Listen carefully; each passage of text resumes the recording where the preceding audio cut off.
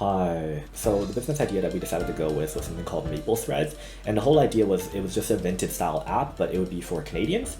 So a lot of our group was very European, and we noticed that from the get-go, there's sort of a lack of that sort of vintage style thrifting culture that had already existed in Europe and in predominantly Caucasian places.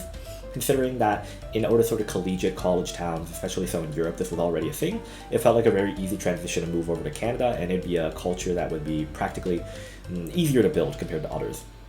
On top of that, there's already a very big demographic for this. In America, it was already a thing that existed. There are marketplaces like Depop, but between the obscene markup fees that Silicon Valley generally charges just when building these types of apps and just the general culture here, we felt that a lot of that wasn't really necessary, and a Canadian-only market would be a lot better, especially so when it comes to clothes and how there are distinct and different types between countries. The main observation site I decided to go with was the Salvation Army, just because it is a traditional brick and mortar business store and something that I felt was readily accessible and just a 20 or 30 minute walk away from my house.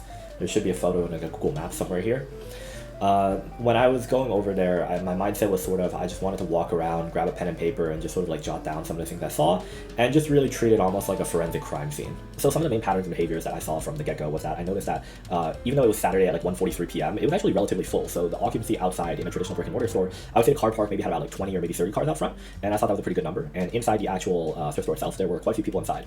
Namely, I think the demographic is what really surprised me. So I noted inside that there was a lot of old people, there was a lot of young people, and there was even younger than I expected. So I saw predominantly, since we are in Queens, it would be a mostly student type of person, and that just wasn't the case. There was high schoolers there was people up into their 60s and 40s looking for and buying all sorts of things. So anything from small little board games to a bunch of clothes to maybe boots or just the most miscellaneous type of stuff here.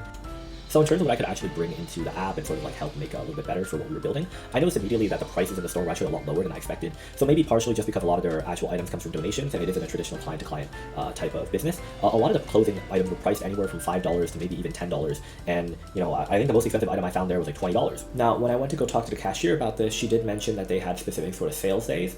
And when looking at that, I immediately thought of sort of promotional programs that you could run with an app like this. So let's say, for example, if you're trying to build a new clientele base, you could have specific days of the month where certain articles of clothing or certain pieces that were getting sold would be able to take less of a fee or almost no fee to sort of just attract and drive in new revenue growth and organically sort of grow your market share. I felt like that was something that you could do. And in terms of what else, I did notice that it was really, really well organized and clean. Anyway, that's generally what I did to get out of the assignment. This whole thing from start to finish took about 3 hours, and we'll see how long the editing takes.